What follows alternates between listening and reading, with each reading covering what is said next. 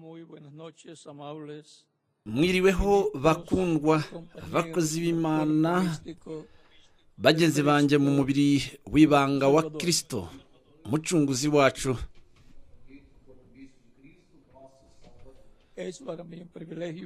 Kuri jye nihirwe n'umugisha ukomeye kuba ndi kumwe namwe muri uyu mwanya. También podemos ver la visión prometida de la gran carpa catedral. Kandi twareba kwigerekwa ryasezeranijwe ry'ihema rinini Grand Carpa Cathedral ari ryo yabonye mbere y'igihe imyaka myinshi bitaraba, ndetse kandi we agerageza iryorekwa kurisohoza,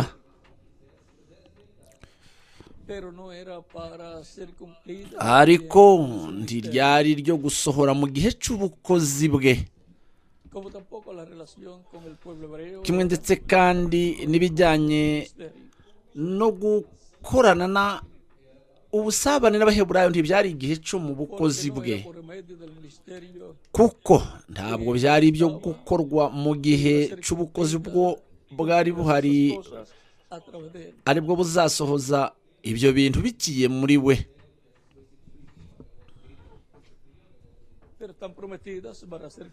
Ariko byasezeranijwe ko bizasohora ku munsi wa nyuma.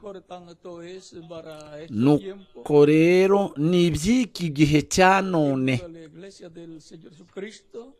hagati mu itorero ry'Umwami Yesu Kristo. Aya masezerano yose nibwo azasohora mu gihembwe cyagenewe igihe cyacu, aricyo gihe gisekuru kibe rikomeza imfuruka. Nta kindi gisekuru hanyuma y'igisekuru kibe rikomeza imfuruka. Niyo mpamvu igisekuru kibuye rikomeza imfuruka ni igisekuru cy'iteka. Twinjira mu iteka muri iki gihembwe cya Kimana. Abantu batarimo banatahura ko barimo binjira mu iteka. Turimo turinjira mu gihembwe cy'iteka, aho benshi hafi bazahindurwa badapfuye,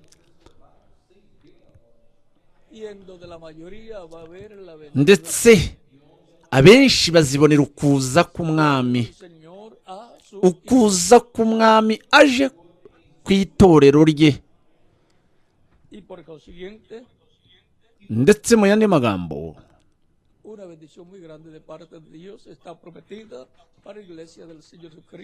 umugisha ukomeye uturutse ku Mana wasezeranijwe itorero ry'Umwami Yesu Kristo muri iki gihe cy'iherezo.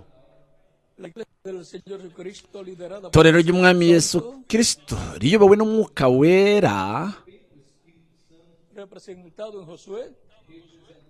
ushushanywa na Yoshuwa, ari we wagejeje ishyanga ry'Abaheburayo mu gihugu cy'isezerano. Kuri uyu munsi wa nyuma, neza nka Yoshuwa, barimo bakurikira inama z'Imana. Nuko nyuma neza niko mu gihe cyacu itorero ry'Umwami Yesu Kristo dukurikira Yoshuwa wacu, Umwuka Wera, mu kwigaragaza kwawo kwa nyuma tuzaronka ukwinjira mu gihugu cy'isezerano cy'umubiri w'iteka ndetse no mu bwami bw'iteka bw'Imana, ndetse no kujya mu birori by'ubukwe bw'Umwana w'Intama. Itorero ry'Umwami Yesu Kristo rikurikiza inama z'Imana. Tuzigarurira amasezerano yose yavuzwe agaragara mu byanditswe muri iki gihe cy'iherezo.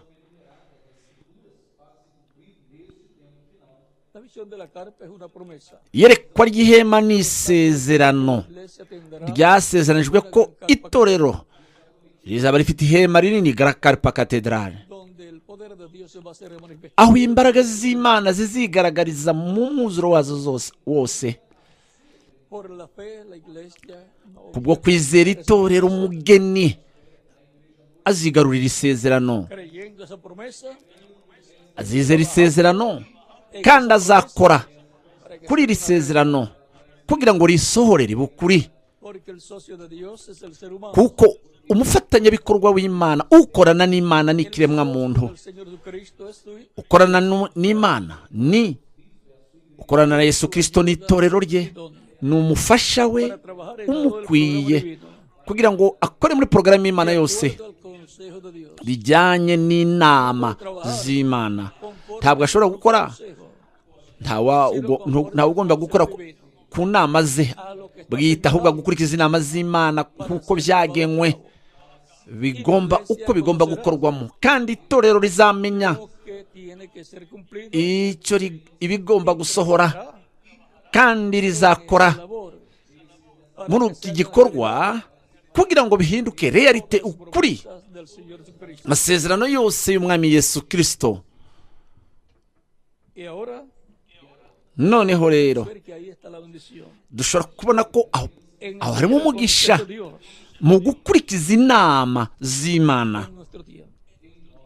mu gihe cyacu. El consejo de Dios para nuestro tiempo Inama z'Imana mu gihe cyacu lo tenemos en la Escritura, turazifite mu byanditswe, en los mu buhanuzi, mu shusho n'ingero, también lo tenemos en los ndetse mensajes de William Branham, tunazifite mu butumwa bwa Revera William Branham, que es el precursor ari we de la nteguza segunda venida de Cristo, yo kuza kwa kabiri kwa Kristo, de todas ndetse mu yandi magambo que estarán integuza y'ibintu byose bizaba birimo biba uko bikurikirana bishingiye ku nama z'Imana. el apóstol Pablo, Intumwa Pawulo capítulo 2 dice Korinto ba mbere igice cya kabiri aravuga ati, de la siguiente manera, y lo vamos a leer, muri ubu buryo bukurikira turahasoma. capítulo 2, verso 6 en adelante. Korinto ba mbere igice cya kabiri umurongo wa 6 tugakomeza kugeza kuri 16 aravuga ati, Hablamos sabiduría entre los que cyokora ubwenge tubuvuga mu batunganijwe rwose, ariko ubwo bwenge si ubw'iki gihe cyangwa ubw'abatware b'iki gihe bashiraho, que perecen, cyangwa ubw'abatware b'iki gihe bashiraho,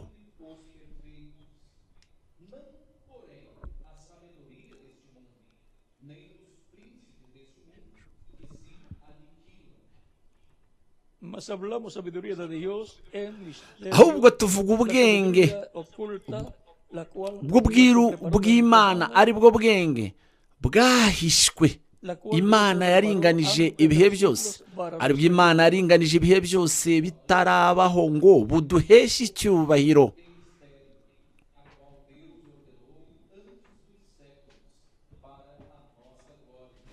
o sea que esa sabiduría Ni ukuvuga ngo ubu bwenge Dios la Buhanga. determinó, Imana yabugennye, la ordenó Imana mwigeno yarabutugeneye desde la fundación del mundo. ku bwacu mbere isi itararemwa. Ubu ni ubwenge bwahishwe ariko butangwa bugahishurirwa Señor Jesucristo. itorero ry'umwami Yesu Kristo. La que ninguno de los príncipes de este mundo conoció, porque si Mu batware b'iki gihe ntawabumenye, kuko iyo babumenya al Señor ntibaba barabambye umwami w'icyubahiro.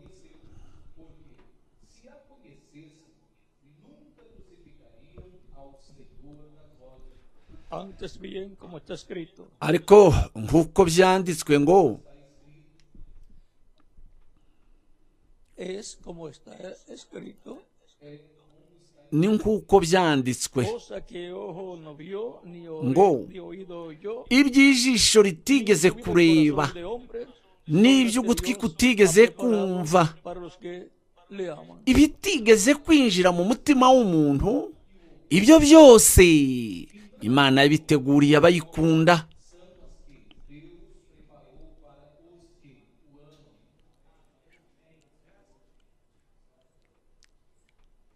Pero Dios nos las reveló a nosotros por su Ariko Espíritu, Imana porque el Espíritu yabiduhishurishije todo lo umwuka wayo, kuko umwuka arondora byose ndetse n'amayoberane y'Imana.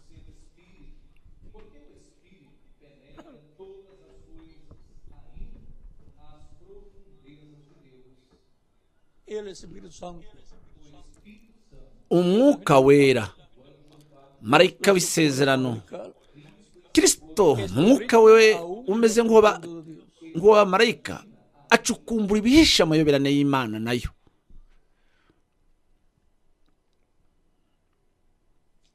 porque quién de los hombres sabe las cosas del hombre sino el Espíritu del Kuko hombre que está en él. mbese ninde mu bantu wamenya iby'undi atekereza keretse umwuka wa wundi umurimo? N'iby'Imana niko biri, nta wabimenya keretse umwuka wayo.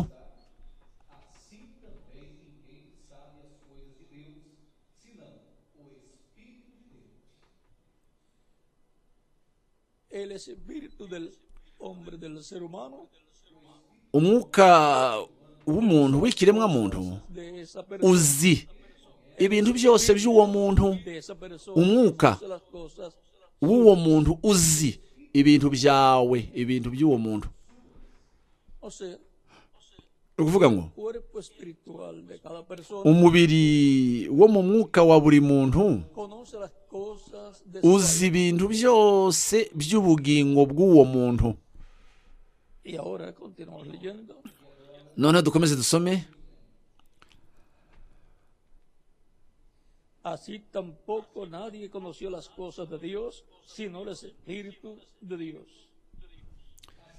N'iby'Imana niko biri, nta wabimenya keretse umwuka wayo. Nadie conoció las cosas de Dios Nta muntu uzi ibintu by'Imana, sino Imana Data, el keretse Espíritu de Dios, umwuka w'Imana, Espíritu Santo. umwuka wera, marayika w'isezerano. Cosas que Dios Iyo niyo mpamvu ibintu byose Imana ihishurira abantu bayo las hace por el medio de su Espíritu. ibikora ibicishije mu mwuka wayo, umwuka wera ariwo marayika w'isezerano. El cual es el cuerpo Niwo angelical de Dios, umubiri umeze nk'uw'abamarayika w'Imana, el cual es Cristo en su cuerpo angelical. ariwe Kristo mu mubiri we umeze nk'uw'abamarayika, umubiri we w'akimarayika. Así también el ser humano Ni nako bimeze ku kiremwa muntu. encontramos Turabona ko cuerpo espiritual. umuntu agira umubiri wo mu mwuka. Ese cuerpo espiritual Uwo mubiri wo mu mwuka del alma niwe uzi de esa persona. ibintu by'ubugingo by'uwo muntu.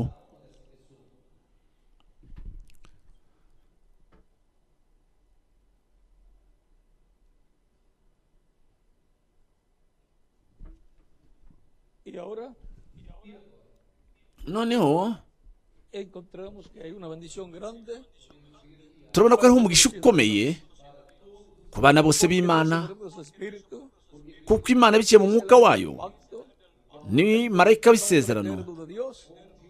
arimo hari izina ry'iteka ry'Imana, A Éxodo capítulo kuko bigaragara mu kuva igice cya 23 makumyabiri kugeza kuri 23 biciye muri uyu marayika w'isezerano y'umwuka wera a su pueblo, ahishurira abantu ibintu Jesucristo decía, bya se. Niyo mpamvu Yesu Kristo avuga ati nta na kimwe we yavugaga ku bwe, ahubwo ibyo yumvanaga se, y no hacía nada sino lo que veía. kandi nta na kimwe yakoraga keretse gusa abonye ibyo se yabaga yakoze. Ahora Cristo Noneho es Kristo del pacto encarnado. ni marayika w'isezerano wambaye umubiri. O sea, el ángel del pacto, Ni ukuvuga ngo marayika w'isezerano velo de carne llamado Jesús. afite umubiri wa kimuntu witwa Yesu. Siendo el cuerpo angelical de Dios, Marayika w'isezerano kuko ari marayika w'Imana.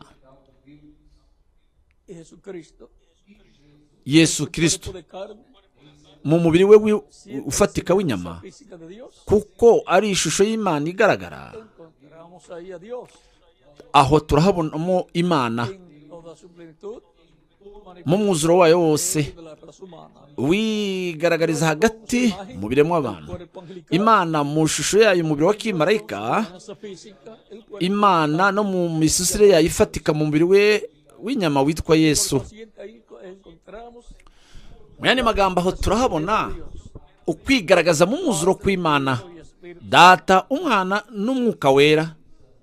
Y ahí tenemos el misterio de Dios. aho rero turahabona ubwiru bw'ubumana, ubwiru bw'Imana, Imana Data na Kristo, Donde están escondidos todos los tesoros de la sabiduría. ahahishwemwo ubuhanga bwose n'ubwenge bwose no kumenya, Para seguir el consejo de Dios. En nuestro kugira ngo ukurikize inama z'Imana muri iki gihe cyacu. capítulo 2, versos 2 al 3. Abakorinto 2 ku murongo wa 2 kugeza ku wa 3 aravuga ngo Para conocer el misterio de Dios, el Padre de Cristo. kugira ngo tumenye ubwiru bw'Imana Data muri Kristo, Todos los tesoros. ahahishwe muri we ubutunzi bwose bwo kumenya n'ubuhanga Es que por medio de Cristo bwose no kumenya. Biciye muri Kristo, Imana conocer todos sus nimwo itangira ubumenyi bw'ubwiru bwayo bwose. para ser dados a conocer. Nta bundi buryo byabasha kumenywamo cyangwa se ubwo bumenyi bwatangwamo, kuko nta muntu wavuga ati, Pero a través de un profeta, ariko biciye mu muhanuzi hari uwavuga ati, Dios dio a conocer tal niko misterio. yazanye Bibiliya, Imana arimenyekanisha buriya ubwiru runaka. Fue por medio del ángel del pacto. Yego, biciye muri marayika w'isezerano En un profeta. yigaragaje mu muhanuzi, Y Dios habló. nuko Imana Por medio de ikavuga los profetas, ibinyujije mu bahanuzi. Dios Buri gihe ni byahoze ari Imana Santo. biciye mu mwuka wera, A través del ángel del pacto. ni ukuvuga ngo biciye muri marayika w'isezerano, Pero usado velo de carne, ariko akoresheje umubiri w'umuntu llamados profetas. witwa abahanuzi be mu bihe byinshi bitandukanye, Sin que revelen kuko sus Uwiteka secretos umwami nta na kimwe azakora atabanje guhishura amabanga yo bande, sus profetas. abagaragu be b'abahanuzi, Porque esos son los pelos de carne. kuko iyo niyo mibiri ya kimuntu. Biciye muri iyo marayika w'isezerano Se manifiesta en carne humana.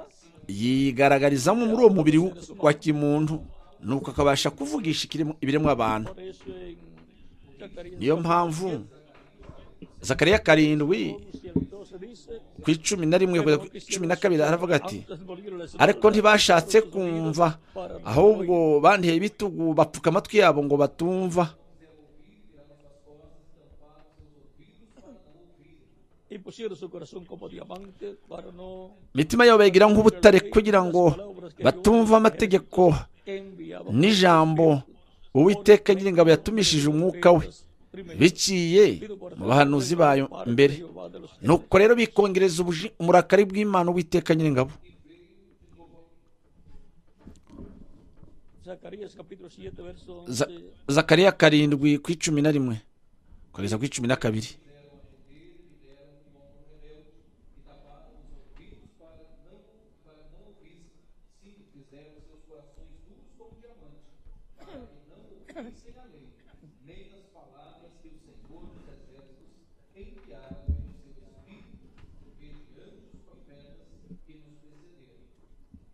Ahora podemos ver la forma en que Dios Noneho dushobora kubona uburyo ki Imana yavugishagamo ishyanga ry'Abaheburayo. Dios del Padre Imana Data por medio de su espíritu el ángel del pacto biciye mu mwuka wayo marayika w'isezerano hablaba al pueblo hebreo a través yavugishaga ishyanga ry'Abaheburayo biciye mu bahanuzi. Ni ukuvuga ngo umubiri wa kimuntu uw'Imana yarimo ikoresha de los profetas. yari bahoze ari abahanuzi, kandi umwuka Dios en estos profetas uw'Imana muri abo bahanuzi, el pacto.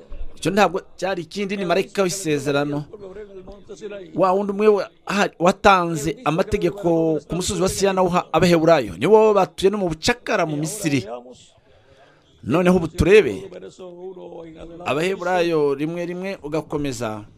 Dios habiendo hablado muchas veces y de muchas Kera maneras, Imana yavuganye n'abasokuruza mu buryo bwinshi no mu bihe byinshi biciye mu bahanuzi. en estos postreros días nos ha hablado por el Hijo a quien Naho constituyó muri iyi minsi en y'imperuka yavuganiye natwe mu mwana wayo we yagize umuragwa wa byose, kuko ari we yaremesheje inivere isi.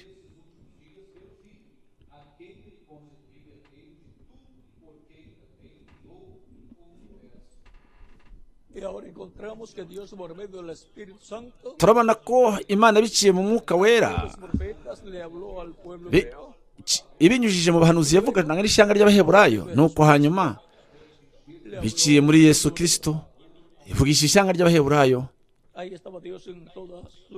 Aho niho Imana muri we yarimo mu mwuzuro wayo wose. Niyo mpamvu yavuze ati ngo uwo yagize umuragwa wa byose, cyangwa se ariho muri Matayo 28:17-18, nahawe ububasha bwose mu ijuru no ku isi, niwe muragwa wa byose. Niyo mpamvu yicaye iburyo bw'Imana mu ijuru, mu ntebe y'ubwami yo mu ijuru. Kandi uciye mu ntebe y'ubwami niwe mwami, ni nawe ufite ububasha.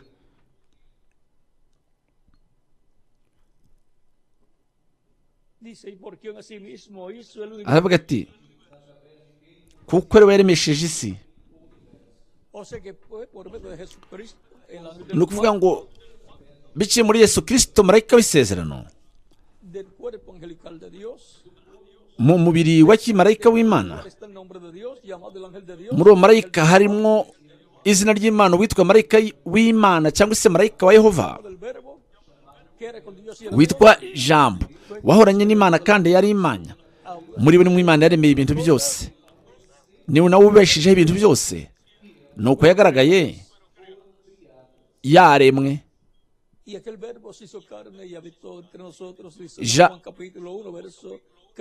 Ni Yohana igice cya mbere kuri 14. Jambo wabaye umubiri. Turamuzi biciye mu byanditswe, yitwa Yesu Kristo.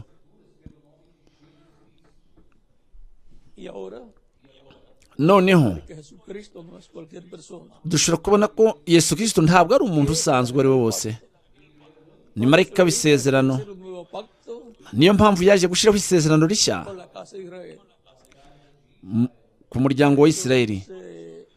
Iyo niyo mpamvu ifunguro ryera rya nyuma yavuganye n'abigishwa be, afata umugati, ni kuri 26:28 muri Matayo mutagatifu. Afata umugati, ashimira se, arawumanyagura abigishwa be, arababwira ati nimurye mwese, kuko uyu ni umubiri wanjye.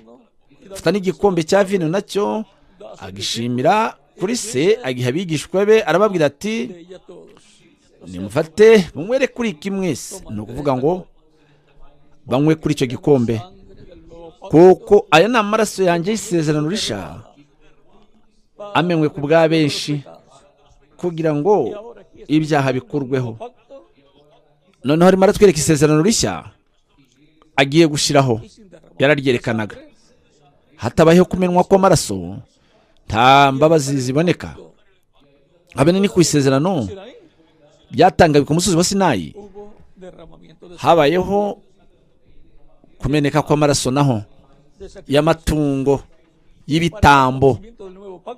Noneho kugira ngo hashyirweho isezerano rishya, ukumenwa kw'amaraso, amaraso y'umwana w'intama w'Imana Yesu Kristo, kugira ngo hashyirweho isezerano rishya, ariryo ryasezeranijwe muri Yeremiya 31 ku murongo wa 31 hejuru 36.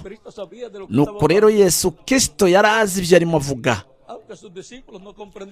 kabone n'ubwo abigishwa be batabisobanukirwaga. Yohana Umubatiza igihe yagaragaje Yesu Kristo, yamwerekanye avuga ati nguyu umwana w'intama w'Imana ukuraho ibyaha by'abari mu isi. Niba azakuraho icyaha, yagombaga gupfa nk'igitambo cy'impongano ku cyaha. No muri Daniyeli 9:20 akomeza aravuga ngo ubuzima bwa Mesiya buzakurwaho. Ibyo bizaba ari hanyuma y'icyumweru cya 69. Ni ukuvuga ngo icyumweru cya 70 mu buhanuzi bwa Daniyeli. Nuko arapfa, icyo cyumweru kigeze hagati. Nuko rero harabura imyaka 3 n'igice responden a la gran tribulación ariyo yagenewe akaga gakomeye, intambara ya gatatu y'isi, para tratar con el pueblo hebreo como aho si- Imana izagaruka kandi igakorana n'ishyanga rya Isirayeli ryose muri rusange nk'igihugu. Así es que podemos ver Ko niko rero dushobora kubona ko hariho ikintu kigiye kuba vuba cyane. el mismo Jesucristo nos habla Yesu Kristo ubwe arabitubwira San Mateo muri Matayo capítulo Matayo igice 23, verso 37 al 39. 23, En el 27 capítulo 21 na ya karindwi. había tenido su entrada triunfal a Jerusalén. Ku gice cya 27 yamaze kwinjira i Yerusalemu yanesheje, ariko baramwanga. Dice aquí, Reka turebe ko hano hatubwira, Yerusalemu, Yerusalemu, wica abahanuzi ugatera amabuye abagutumweho, kangahe nashatse gushira abana bawe hamwe nko kwitwikira imishwi yayo munsi y'amababa yayo, ariko ntubishake. capítulo 23, verso 37 en adelante, 37. 23, 37, 39 muri Matayo.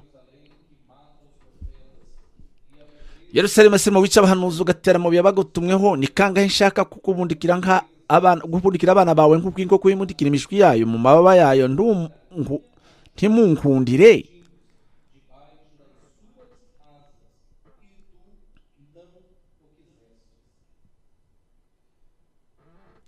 He aquí vuestra casa os es dejada. Dore inzu yanyu muyisigiwe ari umusaka. Porque os digo que desde ahora no beberéis hasta Ndababwira yuko mutazambona uhereye none ukageza ubwo muzavuga muti, hahirwa uje mu izina ry'Uwiteka.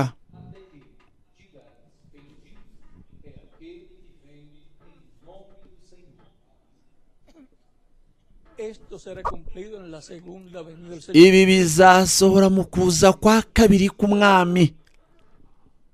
Ya él tuvo su entrada triunfal.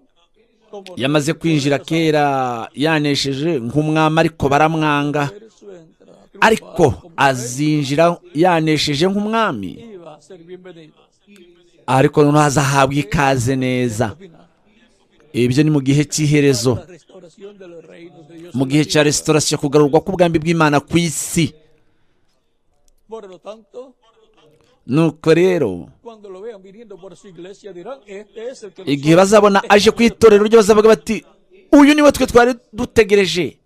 Y todo eso está ligado a la visión de la carta. Kandi ibyo byose bifitanye isano n'iyerekwa ry'ihema. Por lo tanto, donde se cumpla la visión de la carta, Nuko rero aho iyerekwa ry'ihema risohorera, Dios va a estar manifestándose. aho Imana Los izigaragariza, judíos lo van a ver. abayuda babibone, babone Imana yigaragaje, bavuge bati, Estamos nosotros esperando. uyu niwe twe twahoze dutegereje. Por lo tanto, Nuko rero siguiendo el consejo de Dios, dukurikize inama z'Imana mu gihe cyacu, tenemos la bendición de Dios. ubwo dufite umugisha w'Imana, umugisha De seguir el wo consejo de gukurikira Dios. inama z'Imana mu gihe cyacu. Iyo migisha ni imigisha ikomeye cyane kandi myinshi. Iyo migisha La revelación del misterio izazana uguhishurirwa kw'ikimenyetso cya karindwi. siente la fe para ser reformado. Mu yandi magambo, kwizera guhesha guhindurwa no kujyana na Kristo mu birori by'ubukwe bw'umwana w'intama. Eso nos dará la bendición Ibyo bizaduha umugisha de ver la venida del Señor en el día posterior. wo kubona ukuza k'umwami ku munsi wa nyuma. Por lo tanto, siguiendo el consejo de Dios, Nuko rero dukurikize inama z'Imana, la obra del Señor, dukore mu murimo w'umwami, el programa divino correspondiente. muri porogaramu y'Imana ijyanye n'igihe cyacu, Vamos a trabajar kuko ntabwo dushobora el gukora programa divino muri porogaramu y'Imana 1000 años atrás o 3000 años atrás. yabayeho imyaka 2000 yashize cyangwa imyaka 1000 El proyecto mu gihe cyashize. Ntitwakora mu bikorwa by'Imana byo mu gihe cya Nowa, tiempo pasó. kuko icyo gihe cyararangiye. Tenemos que trabajar Noneho ubu tugomba gukora paralelo mu bisa neza tiempo de ni by'icyo gihe cya Nowa. El arca allá Inkuge bwa bwato bunini cya gihe hariya ni urugero rwa Kristo. era Cristo, Nuko rero mugomba kwinjira muri Kristo la vida eterna. kugira ngo turonke agakiza n'ubugingo bw'iteka. Noneho ku munsi wa nyuma Lo que vendrá sobre la tierra, ducike ibihano biturutse ku Mana bizaba bije ku isi. ¿y cómo vamos a escapar? None se tuzabikika gute? Mu guhindurwa twahinduwe tukajyanwa na Kristo mu birori by'ubukwe bw'umwana w'intama. Byoroshye cyane gusa nk'uko.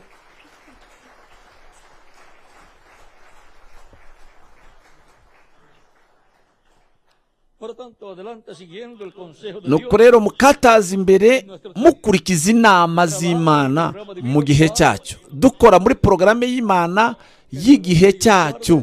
Icyambu Imana ikabaha umugisha ikabarinda, bakoreshe cyane buri gihe, cyane cyane mu murimo wayo muri iki gihe cy'iherezo. Nos vemos mañana, Dios mediante. Ejo mu gitondo tuzabona Imana nibishaka mu materaniro y'ejo. Dejo nuevamente Reka nongere kandi mbasigane con ustedes hamwe namwe del corto, na Alejandro Corto, ari we persona correspondiente. uri buhe nawe ikaze, umuntu uri bukurikire. Icyambu Imana ikabaha umugisha ikabarinda. Pasando una noche feliz llena de Mukomeze mugire ijoro ry'umunezero risendereye imigisha myinshi ya Kristo umucunguzi wacu.